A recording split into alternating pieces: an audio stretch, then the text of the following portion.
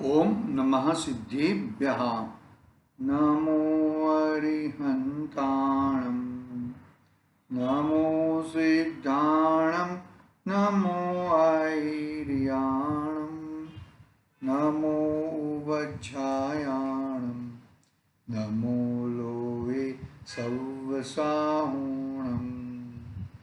मंगलं भगवान् वीरो, मंगलं गौतमो गणी, मंगलं कुन्दकुण्डार्यो, जैनधर्मोऽस्तु मंगलम्।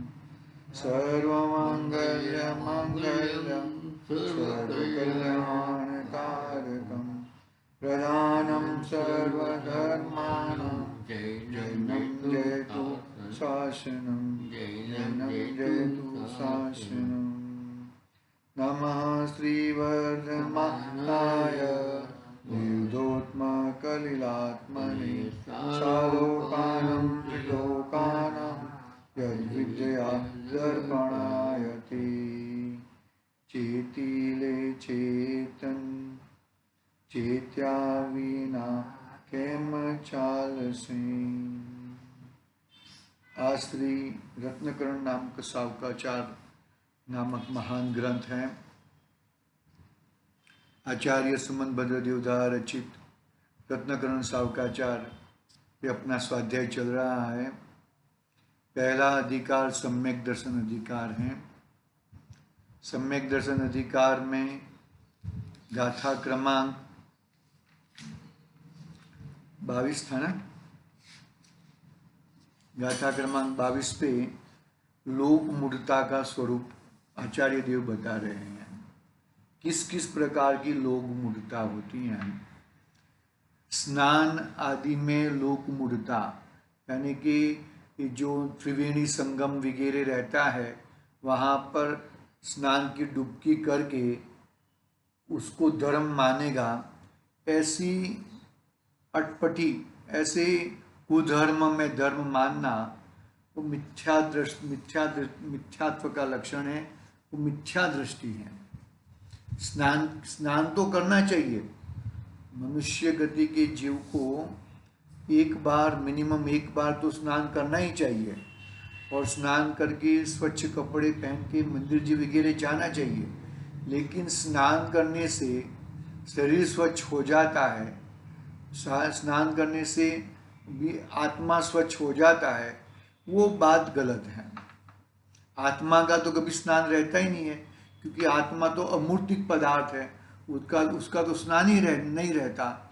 और शरीर का स्नान रहता है, लेकिन शरीर ऐसा 9 द्वार जिसमें से मलिनता निकलती हो, ऐसे 9 द्वार के स्नान करा, 9 द्वार की मलिनता उसका स्नान कराया जाए तो वो स्नान करने के बाद भी वो मलिन ही निकलने वाला है, क्योंकि अंदर मलिनता है तो बाहर भी मलिनता आएगी।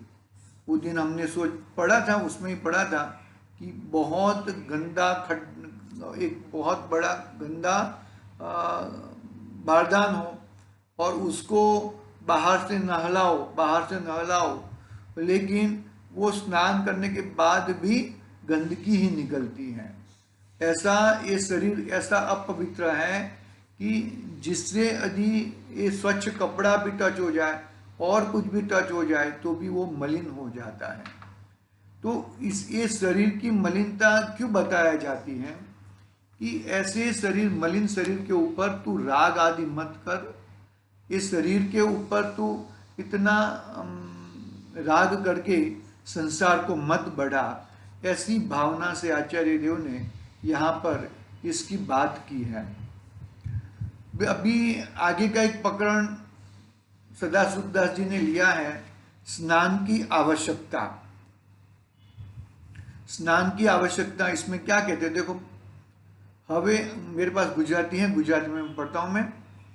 हवे અહીં એટલું વિશેષ જાણવું, સ્નાન કરવાથી શરીર પવિત્ર થતું નથી અને ધર્મ પણ થતો નથી, પરંતુ ગૃહસ્થ દશામાં મુનિરાજની જેમ સ્નાનનો ત્યાગ કરવો ઉચિત નથી।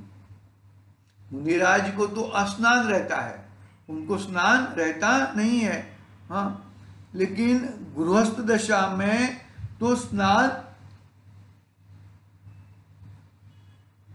होता ही है, स्नान करना ही करना, स्नान करे, मुनिराज स्नान करे तो उनको पाप लगता है, और श्रावक स्नान न करे तो उसको पाप लगता है। परंतु गृहस्थ दशा में मुनिराजनी જેમ સ્નાન ત્યાગ કરવો ઉચિત યોગ્ય નથી। જો મલેચ્છ આદि પાપી જીવોનો સ્પર્શ થઈ જાય અને સ્નાન ન કરીએ તો પણ આપણા મનમાં પાપ પ્રત્યે ખેદ રહે નહીં, અને તેમની સંગતિ, સ્પર્શ, ખાનપાન જેમ ફાવે તેમ કરવા લાગી જાય तो व्यवहार धर्म नो लोप थाय छे।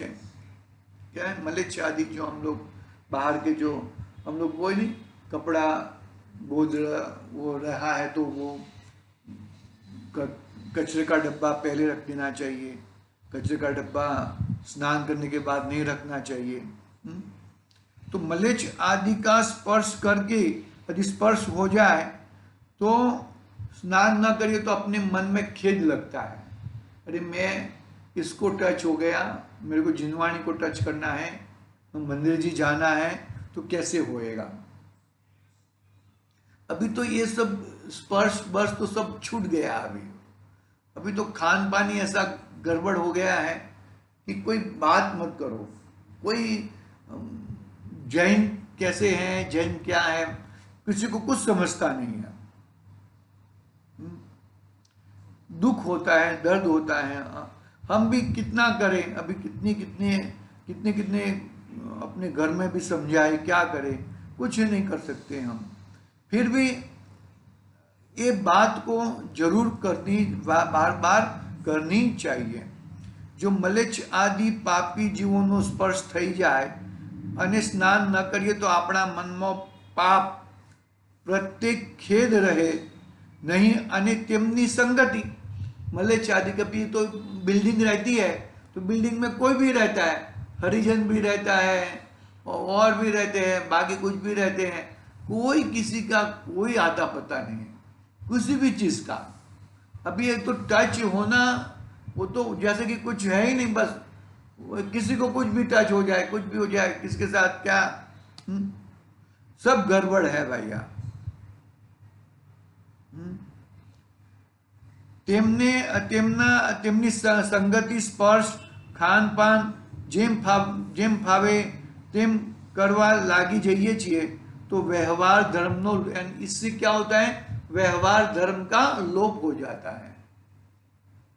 एक अपना मीटिंग था ना, किसका मीटिंग था, अपना रायदेव समाज का मीटिंग था ना, तो वो एक भाई साहब बोले थे कि मानो कि अन्य जाति के साथ लग्न करने से क्या गैर फायदा हो सकते हैं। अन्य जात के हम कन्या लेके आए तो पहले हम लोग वो मुनिराज के लिए आहार वो बना सकती नहीं है, मुनिराज को भोजन आहार नहीं ग्रहण करा सकती। वो अन्य जाति के जो भी है उसको बनाने को मालूम ही नहीं है। वो एक पॉइंट बोला था, वो मेरे को अच्छा लगा था वो पॉइंट, इसके लिए मैंने बोला यहाँ पर।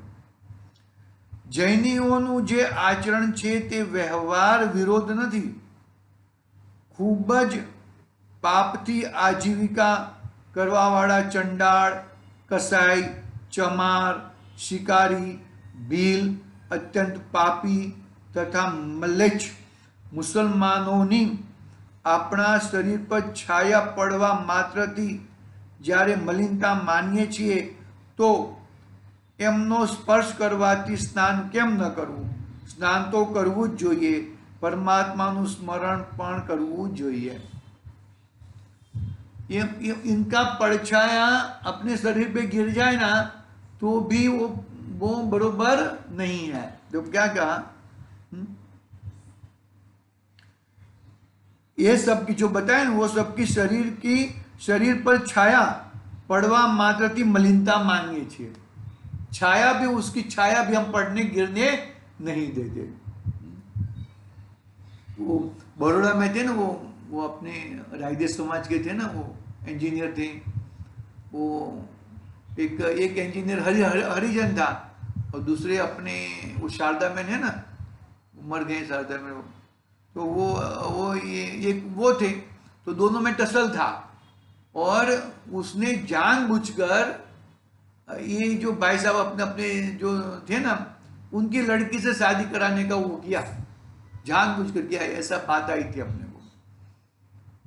जानती नहीं भाई, ये लड़की तो जानती कि नहीं जानती वो मालूम नहीं है, लड़की तो जानती ही होगी, लेकिन मतलब वो ये एक ही जगह पे मुलाकात होती है, एक ही जगह पे आना जाना रहता है, तो वो उसका लड़का जो हरिजन था उसका लड़का और अपनी लड़की, तो वो ऐसा नहीं करो, कैसा भी करके करो ऐसा, उसकी लड़की वो अपने को स्पर्श वो गिनता है ना, तो उसकी लड़की लेके आओ अपने घर पे, ऐसा मतलब एक बात थी। एक भी बिल्कुल कोई नौकरी करता था, हाँ हाँ हाँ, ये ये चार कुछ पिता था। हाँ हाँ, लेकिन नहीं वो लड़की ऐसा ऐसा मतलब कहने का भावार्थ यहाँ पर ऐसा है कि अभी जमाना कुछ भी बदल जाए, लेकिन धर्म तो एक सरखा ही रहता है भाई, धर्म में बदलाव नहीं आता है। हम वो गांधी जी ने बताया कि स्पर्श अस्पर्श ऐसा कुछ होता नहीं है, स्पर्श से कुछ ऐसा नहीं है, हरिजन के यहाँ पे ऐसा वो हाँ, वो पूरा उनके उनका आचार विचार ही अलग रहते हैं, और वो पंचम गुण स्थान तक भी नहीं आ सकते, धर्म की तो बात मतलब वो आगे नहीं बढ़ सकते हैं, पंचम गुण स्थान तक भी नहीं आ सकते, कोई आ सकता है पंचम गुण स्थान तक, ऐसा है। मुनिराज तो कभी नहीं बन सकते, वो जीव है, मनुष्य गति के ही जीव है, सम्यक दर्शन की योग्यता वाले हैं, लेकिन आगे नहीं बढ़ सकते वो, मतलब इतने उनके मन में ऐसा आचार विचार ऐसा ही रहता है। देखो आगे चल रही बात।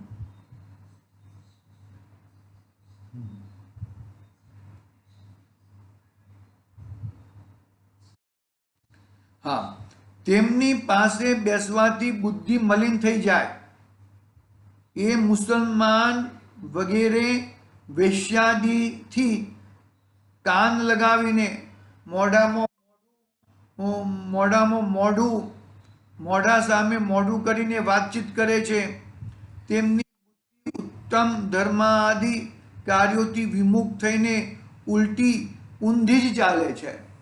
तो कीधुं ये सब की वो मुसलमान आगे पीछे रहते हैं ना, वो सब उल्टे ही चलते हैं, वो उनकी सब बातें उल्टी रहती है। वो इसमें क्या उदाहरण दिया बनारस का अपना सदा सुखदास जी ने, कि वो वेश्यादि से साथ मुंह में मुंह लगा के बातें करते हैं, कान में मुंह में कान लगा के बात करते हैं, वो करते हैं, ये सब उनकी ऐसे ही कार्य होते हैं, बहुत ही नीच जाति के कार्य होते हैं उनके, ऐसे ही करते हैं वो।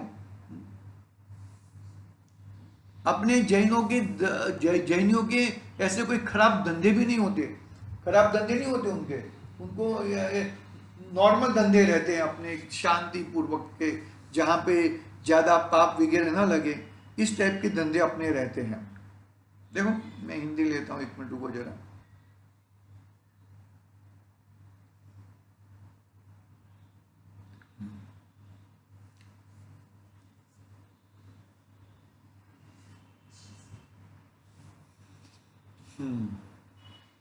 તેમની બુદ્ધિ ઉત્તમ ધર્માદિના કાર્યોથી વિમુખ થઈને ઉલટી જ ચાલે છે।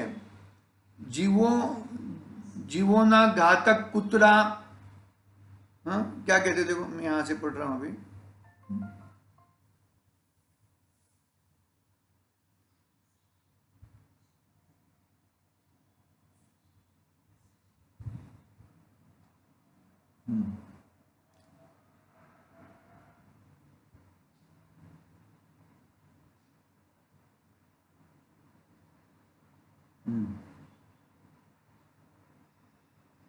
हाँ, जीवों के घातक कुत्ते, कुत्ते बिल्ली पाते हैं ना, कुत्ते बिल्ली आदि पशु, कौवा आदि पक्षी दुष्ट तिर्यंच भोजन के स्थानों में आ जाए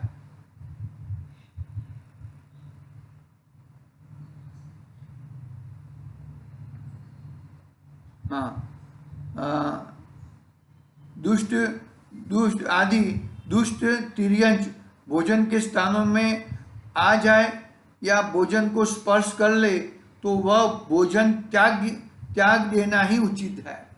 क्या कहा कि मानो कि कुत्ता, बिल्ली, कौवा या ऐसे दुष्ट तिर्यंच भोजन के स्थान में आ जाए तो वो भोजन त्यागने योग्य है, वो भोजन ग्रहण नहीं कर सकते। इनका स्पर्श हो जाने पर बिना स्नान किए भोजन स्वाध्याय करने में हिनाचारीपना होता है। पाप से डर नहीं रहता, कुल का भेद नहीं रहता। स्त्री संगम में अनेक जीवों की हिंसा, अपवित्र अंगों की मलिनता, रक्त वीर्यादि का स्पर्श तथा महानिंद राग की उत्पत्ति होती है। इसका त्याग नहीं बन सके तो उस पाप की ग्लानि करके अपने को अशुद्ध मानकर स्नान करना चाहिए, क्योंकि निंद्य कर्म करने के पश्चात बाह्य शुद्धि के लिए स्नान है। स्नान किए बिना पुस्तक, जिन मंदिर के उपकरण आदि उत्तम वस्तुओं का स्पर्श कैसे करें? बात सीधी बात है, ऐसा हमें हमारे जीवन में है तो हमें निकालना चाहिए।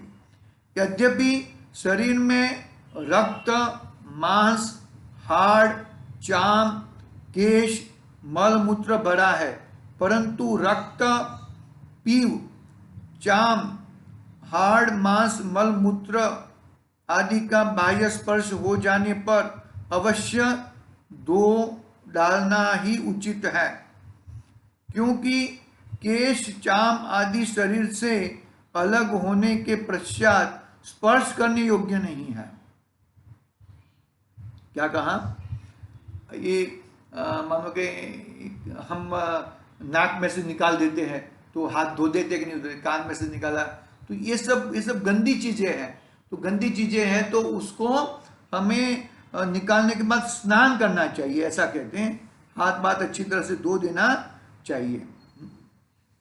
इनकी ग्लानि नहीं करे तो नीच, हाँ, हाथ धोना उचित है। उनकी ग्लानि नहीं करे तो नीच, चमार, चांडाल, कसाई आदि से एकता होने से आचरण का भेद नहीं रहेगा। उसकी ग्लानि बोलते गंदी चीज है, गंदी चीज को छूनी भी नहीं चाहिए। तो एक गंदी चीज को हमको यदि छू लिया तो उसको हाथ आदि से धो देना चाहिए, हाथ आदि धोने चाहिए। इनकी ग्लानि नहीं करे तो नीच, चमार, चांडाल, कसाई आदि से एकता होने से आचरण का भेद नहीं रहेगा। तब समस्त जाति संबंध व्यवहार का लोप हो जाने से उत्तम कुल का और नीच कुल का आचार समान हो जाएगा तथा व्यवहार आचार बिगड़ जाने से महापाप का बंद होता है, बहुत पाप का बंद होता है और वो पापों से हमें बचना चाहिए। फिर आगे क्या कहते? तो परमार्थ शौच तो व्यवहार शौच से ही होता है। क्या हुआ? परमार्थ शौच यानी कि अपनी आत्मा की शुद्धता, शौच यानी कि शुद्धता, तो व्यवहार सोच से ही होता है। देखो व्यवहार सोच में क्या क्या है? जिसके भोजन में, पानी में, स्पर्श में, प्रवृत्ति में मलिनता हो जाती है तो उसका परमार्थ धर्म भी मलिन हो जाता है। मानो कि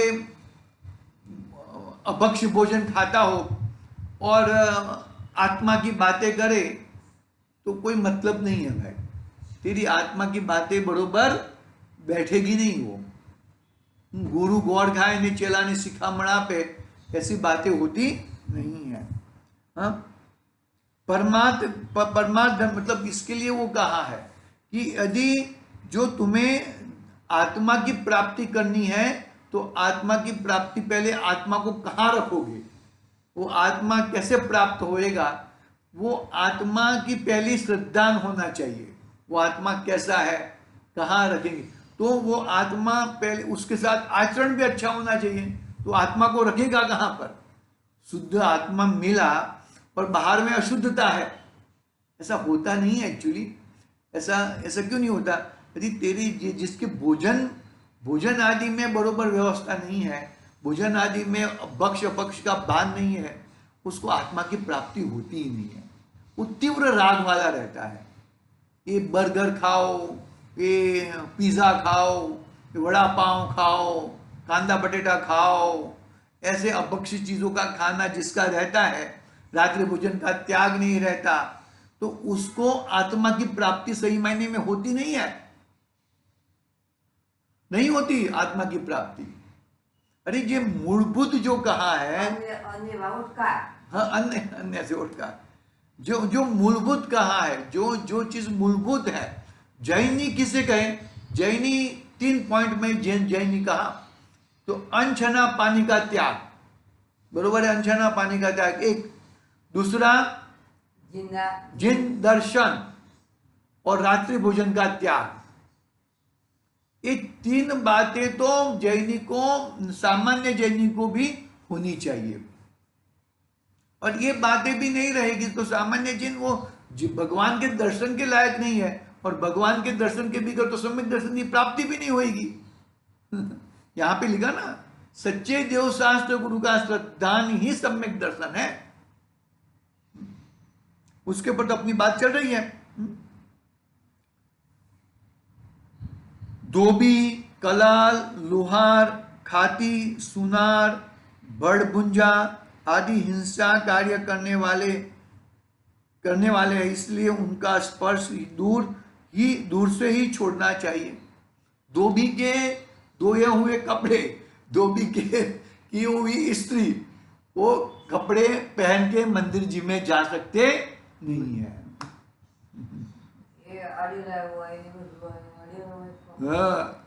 किस किस के कपड़े आते होंगे, कौन कौन से कपड़े आते होंगे, और वो धोबी खुद नहाता है कि नहीं नहाता है?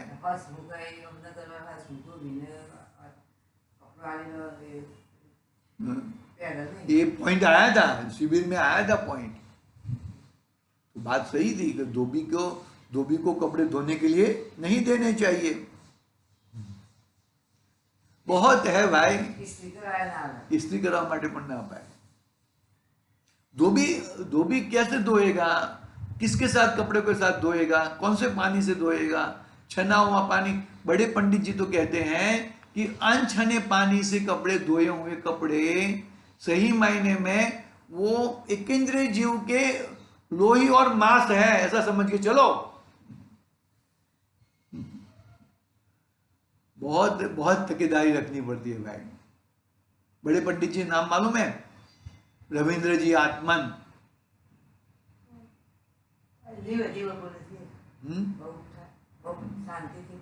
बहुत शांति से बोल रहे हैं। इसके लिए उनका स्पर्श दूर से ही छोड़ना चाहिए। अभी ये सब बातें हम ये जीवन में करें ना, तो हमको क्या बोले, यहाँ आ बदा क्या 19મી સદીના આવી ગયા છે, એમ જાણે 18મી સદીના આવી ગયા છે, આટલા નીચા વિચારો કઈ રીતે ચાલે? अरे भाई, ये जैन धर्म की सिद्धांत है।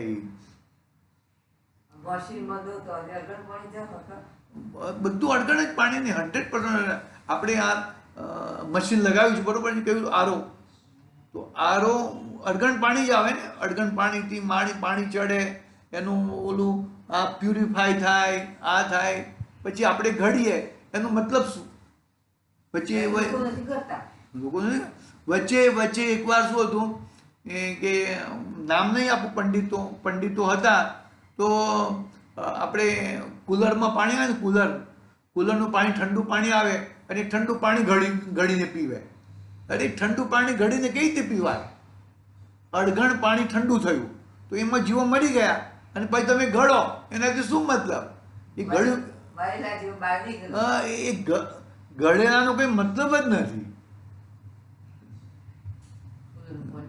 कूलर में पानी नहीं पी सकते, कूलर का पानी बिल्कुल नहीं पी सकते। कोई एक मेरे को ऐसा बोल रहा था, अरे थम्सअप है ना, थम्सअप आता है ना, लिक्विड आता है पानी पीने का, पीना पीना बोलते हैं ना उसको, वो थम्स अप को फिल्टर करके पीने का, मादा मादा है। थम्स अप को फिल्टर करके पीने का, वो छान के, ऐसा कर सकते क्या? अरे क्या कर रहे हो यार, कैसा जीवन है। मतलब देखो, नहीं पाल सकते तो उल्टा मत पालो, नहीं पाल सकते तो कोई बात नहीं है, विवाहित नहीं अरे छू नहीं सकते उसको हम छू सकते नहीं, लेकिन ये मानो कि चलो थम्स अप को फिल्टर करके पियो, अपना ठंडे पानी को फिल्टर करके पियो, वो कूलर में से पानी आता है उसको ठंडा पानी, नहीं क्या ये सब क्या तमाशा बना के रखा है। बहुत ही समझने जैसी बातें हैं। फिर भी ठीक है, कोई वो नहीं है, लेकिन बहुत बहुत समझना चाहिए। बहुत, जैन धर्म इतना जीर्णा धर्म है, और इतना जीर्णा धर्म आपको बनियों को मिला है। ये है जैन धर्म राजपूतों का, क्षत्रियों का धर्म, एक मार और धड़ाका दो, ऐसे ऐसे क्षत्रियों का धर्म था ये। और ये बनियों को तो क्या है, श्वास लेने की फुर्सत नहीं है, पैसे गिनने की फुर्सत नहीं है, वो कहां धर्म करेगा बेचारा, बेचारा पैसा पैसा ही पैसा है। ऐसे बनारस दास जी पंडित जी को देखो, बहुत सारे पंडित जैसे हैं, बस मेरे को 25 पैसा चाहिए, चाराना मिल गया, मेरा कल का काम हो जाएगा। 100 टोपी का ऑर्डर आ गया एक साथ में, तो घबरा गए, अरे इतना ऑर्डर आ गया मैं क्या करूंगा, पकड़ना बात को। देखो क्या कहते हैं, हाँ, मुनिराज तो नीच जाति के मनुष्यों का स्पर्श हो जाए हो जाते पर दंड स्नान करते हैं, उस दिन उपवास करते हैं। दंड स्नान का मतलब मुझे मालूम नहीं है, देखते आगे आगे कुछ दिया होगा तो। यदि बिना जाने ही किसी नीच कुल वाले के घर में प्रवेश हो जाए तो भोजन का अंतराय मानते हैं। मुनिराज किसी के घर में प्रवेश करते हैं तो किसके लिए प्रवेश करते हैं? घर देखने के लिए प्रवेश करते हैं क्या? अरे वो तो आहार के अलावा और किसी घर में जाते ही नहीं है, आहार चर्या के लिए ही जाते हैं। तो क्या कहते हैं यहां पर, किसी नीच घर में, कोई हरिजन के घर में, कोई मतलब नीच जाति का घर में यदि घर में प्रवेश हो जाए तो वो भोजन की अंतराय जान लेते हैं, फिर भोजन के लिए निकलते नहीं है। मदिरा, मांस, शरीर की 4 उंगल की दूरी पर रक्त पीव पंचेंद्रिय जीव का मृतक क्लेवर भोजन करते समय दिख जाए तो अंतराय मानते हैं। तब जिन धर्मी गृहस्थ हांड, कौंडी, चाम, केश उनका स्पर्श हो जाने पर भोजन कैसे नहीं छोड़े, किधर भी लगा दे हाथ, बात किधर लगा दे, केश पे हाथ लगा दे, किधर भी हाथ लगा दे, तो भी वो भोजन छोड़ देते हैं। इसलिए गृहस्थ तो हाथ पैर धोकर शुद्ध स्थान में शुद्ध भोजन करते हैं, नीच अधम जाति का छुआ हुआ भोजन नहीं करते। जिनेंद्र का पूजन करने के लिए स्नान करना उचित ही है। स्नान नहीं करोगे तो जिनेंद्र का पूजन नहीं कर सकते हो, स्नान करे बगैर। जिनेंद्र का पूजन करने के लिए स्नान करना उचित ही है, क्योंकि स्नान करके देव की पूजन स्पर्शन करना यह बड़ी विनय है। यद्यपि स्नान से शुद्धता नहीं होती तो भी देव के उपकरणों को स्नान करके ही स्पर्श करना चाहिए, धोया हुआ द्रव्य ही चढ़ाना चाहिए, वह देव की विनय है। આપણે ધોયા વગરનું દ્રવ્ય ન ચડાવી શકીએ, ધોઈને જ દ્રવ્ય ચડાવવું જોઈએ એમ। विनय है वही आराधना है, भगवान का विनय, अपने धर्म का विनय, अपने देवशास्त्र गुरु का विनय। जब जिनेंद्र के मंदिर के उपकरण की भी विनय करते हैं तो जिनेंद्र के आगम की, वाणी की, पूजन के द्रव्यों को भी स्नान करके छूना, हाथ धोकर स्पर्श करना, मंदिर में हाथ पैर धोकर प्रवेश करना, वह भी विनय ही है। यद्यपि पाप मल की शुद्धता करना मुख्य है, तो भी भगवान जिनेन्द्र के आगम में 8 प्रकार की लौकिक शुद्धियां कही है। लौकिक सोच के बिना परमार्थ धर्म से भ्रष्ट हो जाता है। लौकिक सोच के बिना यानी कि बाहर की शुद्धता के बिना परमार्थ का धर्म भी नष्ट हो जाता है।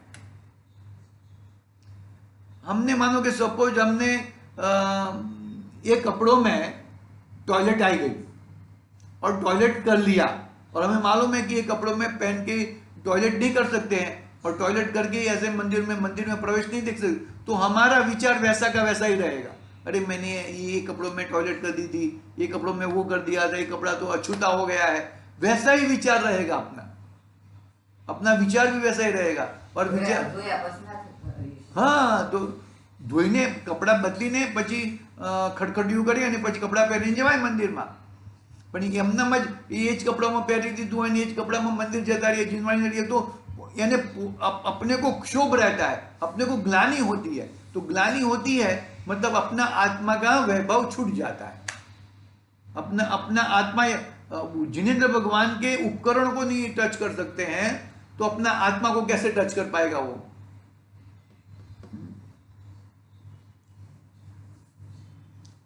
हाँ, यद्यपि पाप मल की शुद्धता करना मुख्य है, तो भी भगवान जिनेन्द्र के आगम में 8 प्रकार की लौकिक शुद्धियां कही है। लौकिक सोच के बिना परमार्थ धर्म से भ्रष्ट हो जाता है। लौकिक सोच के बिना परमार्थ धर्म भ्रष्ट हो जाता है। मुनिराज का शरीर तो रत्नत्रय के प्रभाव से महापवित्र है, तो भी बाह्य शुद्धि के लिए कमंडलू रखते हैं, हाथ पैर धोकर स्वाध्याय करते हैं, थोड़ा गर्म जल से पैर धुलवाकर भोजन करते हैं, व्यवहार आचार को नहीं छोड़ते। यह भगवान जिनेन्द्र का धर्म अनेकांत रूप है। निश्चय व्यवहार का विरोध रहित ही धर्म है। सर्वथा एकांत रूप जिनेन्द्र का धर्म नहीं है। सर्वथा एकांत रूप जिनेन्द्र का धर्म नहीं है। टाइम कितना हुआ? 8:30 हुई ना? हाँ। चलो ये एक है, 3-4 मिनट है, एक पैराग्राफ पढ़ लेता हूँ। जो लौकिक शुद्धि रहित होगा तो धर्म की निंदा, कुल की निंदा ही करवाएगा, तब अपना आत्मा मलिन ही होएगा। आगे की बात ना, पहले मैंने कहा ना, ये हमने बाहर की अशुद्धि रखी है और अशुद्धि लेके हम गए तो हमारे विचार में अशुद्धि की ही याद आएगी। वो अशुद्ध की याद आएगी तो हम क्या लगेगा, अरे मैं कैसा आ गया हूँ, मैं गंदा आ गया हूँ, मेरा वो है, ऐसा ही विचार आते रहेंगे। तो अपने आत्मा के पास कैसे पहुंच पाएगा? लौकिक शुद्धि रहित होगा तो धर्म की निंदा, कुल की निंदा ही करवाएगा, तब अपना आत्मा मलिन ही होगा। मैथुन सेवन किया हो, मुर्दा जलाकर आया हो, क्षौर कर्म कराकर आया हो, चांडाल मलेच्छा आदि का स्पर्श हो गया हो, पंचेंद्रिय मृतक का स्पर्श हो गया हो, रजस्वला आदि अशुचि स्पर्श हो गया हो, इत्यादि और भी अनेक कारणों हो गए हो, तब अवश्य ही स्नान करना चाहिए। अन्य कारणों में जहाँ मल मूत्र हाड़ चामादि का जिस अंग से स्पर्श हुआ हो उसे शीघ्र ही धोना उचित है। बहुत बढ़िया, कितनी जबरदस्त बात कहते हैं। देखो अभी समय तो हो गया है, मेरे को बात करनी थी, चलो ठीक है, वो कल बात करेंगे, यहाँ से हम कल बात करेंगे। आज के लिए ओम नमः सिद्धि। निज निधि निज में बताई।